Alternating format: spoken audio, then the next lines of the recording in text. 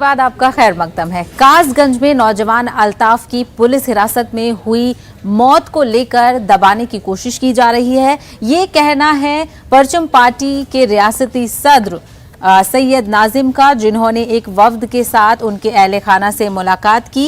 वापसी पर अल्ताफ के चचा अबरार अहमद को अपने साथ अलीगढ़ लेकर आए और प्रेस कॉन्फ्रेंस करके अल्ताफ के अहले खाना की जानिब से बात मीडिया के सामने रखवाई। अल्ताफ के चचा का अबरार अहमद का वाज़ेह तौर पर कहना है कि उनके भाई चांद मियां, जो अल्ताफ के वालिद हैं, पुलिस ने बदहवासी की हालत में अंगूठा लगवाया था। तहरीर में कहा गया था कि किसी को नहीं मालूम, तहरीर में क्या लिखा गया था ये किसी को नहीं मालूम। उन्होंने कहा कि हमें इंसाफ चाहिए और जो लोग भी इसमें कसूरवार हैं उनके खिलाफ कत्ल का मुकदमा दर्ज किया जाए।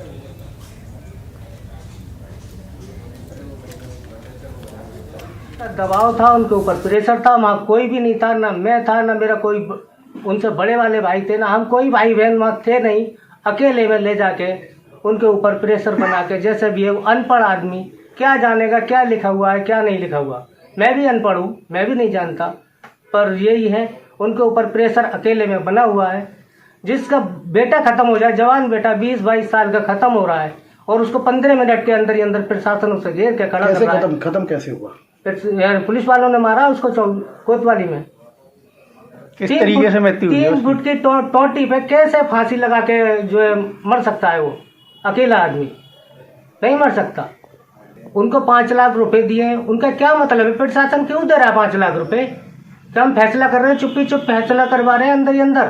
तो फैसला कर लो, 5 लाख रुपए ले लो। किस बात के 5 लाख है? वो 5 लाख दिए, हम 10 लाख रुपए देंगे, वो एक अपने आदमी को किसी को मार के दिखाए। 5 लाख रुपया दिया गया, पूरी तरीके से प्रेशर बनाया गया परिवार के ऊपर। आज भी इतना प्रेशर है कि वो आदमी घर से नहीं निकल पा रहे, तबीयत खराब हो गई है।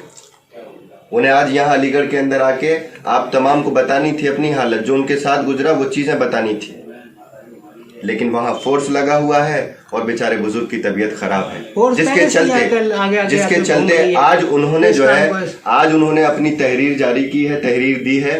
देखिए, हम हर तरीके से इन्हें मदद करेंगे, हर तरीके से इनके साथ खड़े होंगे और स्ट्रांगली खड़े होंगे। जो भी हम कर सकते हैं परिवार के साथ रहेंगे, हम लफाजी नहीं करेंगे। 1 साल कबल बंगलुरु